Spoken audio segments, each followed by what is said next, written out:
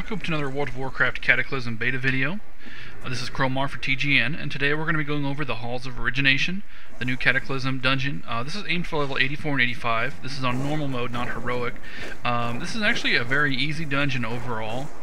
There's 7 bosses in total, but that sounds like a lot, but it's not too bad. Most of them, about half of them, are really trivial. The trash is also very easy.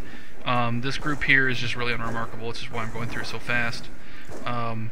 The instance is fairly large and complex, but it doesn't feel that large because it doesn't take very long. There are actually teleporters to help you get around. When you walk in, the first wing is like your entrance wing, and there's a boss there. Then you get to an elevator, which is kind of the central hub of the instance. There's a left wing that takes you to the vault, and that's the Vault of Lights rather, and that's one boss. The right fork from the elevator takes you to the Earth Rager, which is a pretty cool outdoor area. And then you go up the elevator to the second floor to fight the other 4 bosses. Then there's also a third floor, but there's nothing up there, so don't ask me what that's for. I mean, I guess we discussed in the group, and we kind of felt like it was probably an unfinished part. There's probably some scripting that has to be done, or something along those lines. What's his name? Bran Bronzebeard, rather, is going to be in this instance here. He doesn't really do much except walk around. People are kind of presuming that he's going to be involved somehow in the third floor scripting whenever that's done. So anyway, let's move on past these trivial mobs and get to the very first boss here, the Temple Guardian. This guy has a very unique, I guess you can say, mechanic with this boss. Every so often, he's going to put up an invulnerability shield. They can only be stopped by pressing the 2 switches on the ground, and if you see from this view, on the left and the right side of your screen are the switches. So what you need to do is assign 2 of your party members, 1 to each side, to flip those switches. In this run, we use a tank and a warrior DPS to do the switches. I guess you could do it that way. It kind of worked, but it was really a huge hassle for me playing a healer in this instance. Now, in other times I've run it on my tank, we actually had range DPS do it, and that was a lot better. There are snakes down in the pit, but they don't hit very hard. And if you're just about any range DPS, you've got something you can use to defend yourself against the snakes, whether it's Frost Nova or AoE Fear or whatever. So it's really not that hard. Now, of course, you are going to have huge line of sight problems healing these guys. The main reason I'm playing a healer for this run instead of a tank is that I just found tanking this place to be too easy, and there was really nothing to tell. But I noticed the healers were always having trouble keeping up on a couple of the bosses. And, you know, I was right. It is actually a pretty tough instance to heal. Not this part. This part's easy. I did almost let the tank die there because I didn't anticipate that the boss was going to run over to the tank, which seems obvious in hindsight. But this is my first time healing this instance, so... Matter of fact, this is actually my first time healing any instance at level 85. I have healed at level 80. The Blackrock Caverns is level 80 intro dungeon. I healed that on a shaman in the beta. But other than that, this is my first time healing in Cataclysm. So it's very hard to get used to. It's a huge adjustment. I mean, I'm glad they did it because it makes healing very difficult, and it makes you have to really pay attention to what you're using. You don't just like spam. You don't just like you don't play whack-a-mole anymore. You don't just grab the click on the guy in your raid frames who's dying and spam your most powerful heal on him, like the way it used to be. You have to be very careful with your mana. Your mana is a very important resource, and you're constantly going to be running out if you're not careful. So anyway. The second time around went a little more smoothly because I anticipated that the tank was going to be fighting the boss over at this corner, so I was able to get some pre-healing done on him, and he was kind enough to stand in my effervescence. Because we're getting close to the end, I decided to go ahead and pop my big cooldown, which is the tree form, and just to ensure that we don't die at the last second. As you can see, there's really nothing to this fight besides the primary gimmick.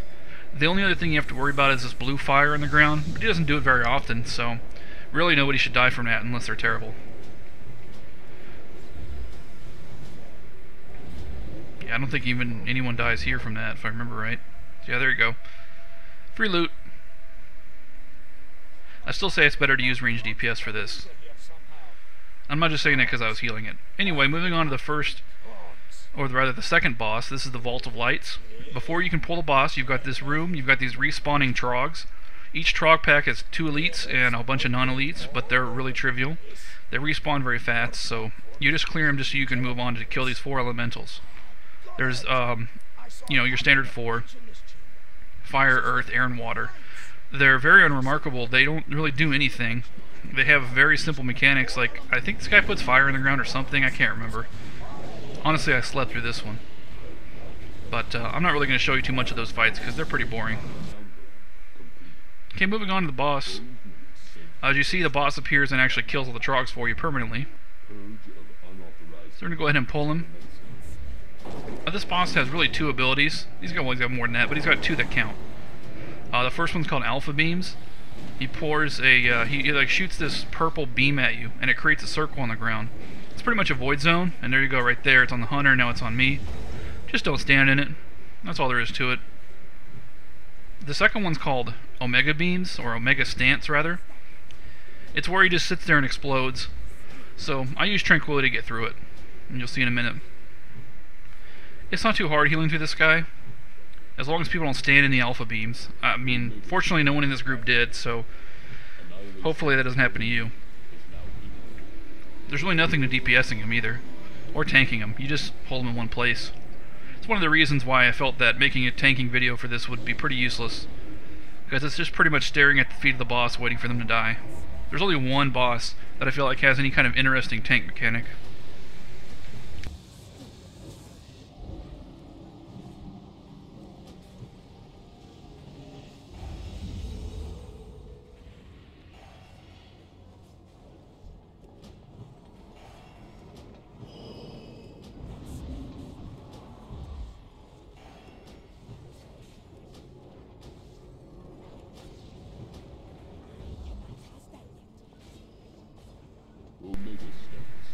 So yeah, that's it. Not much else to this guy.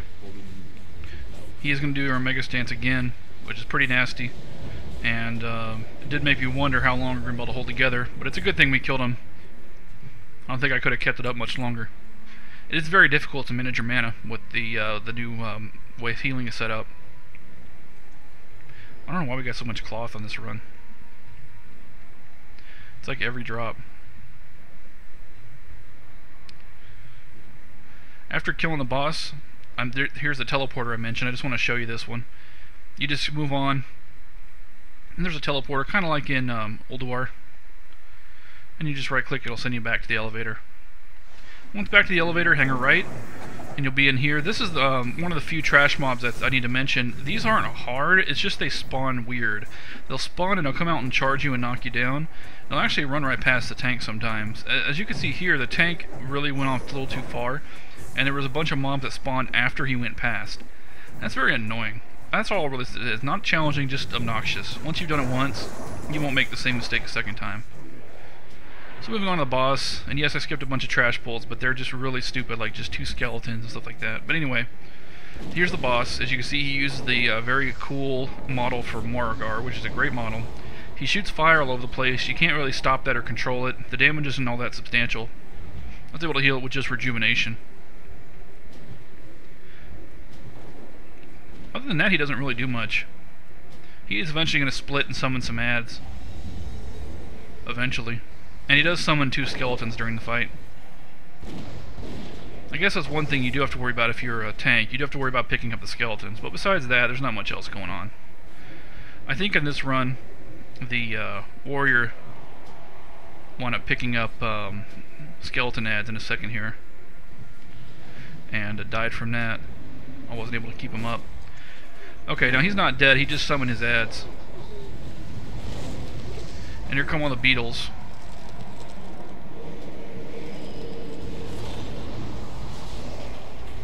No, they don't do much.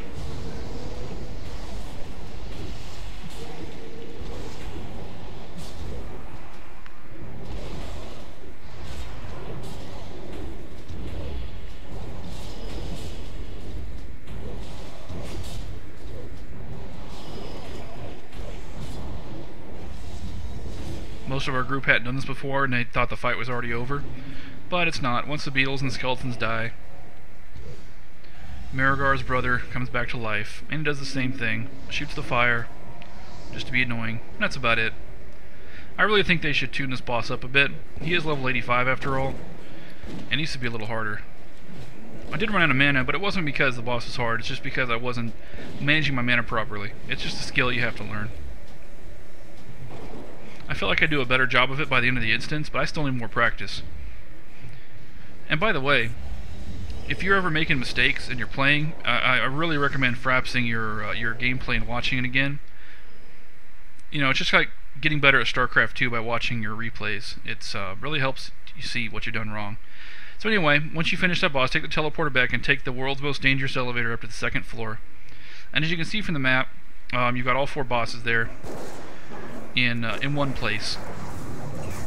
Now this pull right here is very easy. I just want to mention to kill the Dryad first because she is a healer, and she's probably the only trash mob in this whole instance that heals and is any that actually matters. So anyway, after killing those guys, move on to the boss. We decided, now you can actually do these 4 bosses in any order. We decided to do the life one first just because there was no real reason for it. One thing you do want to watch out for is little red spores. They drop some bad stuff on the ground that you don't want to stand in. Pretty trivial. She does one spell that there is very annoying if you're playing a tank. She will do a channeled stun on you. I guess that's annoying for anyone.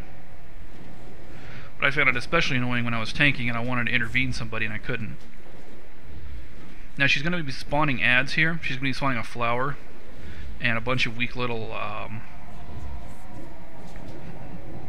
thorns, I guess you could say. I don't know what those things are called. But they're going to be spawning out of those little pods very soon.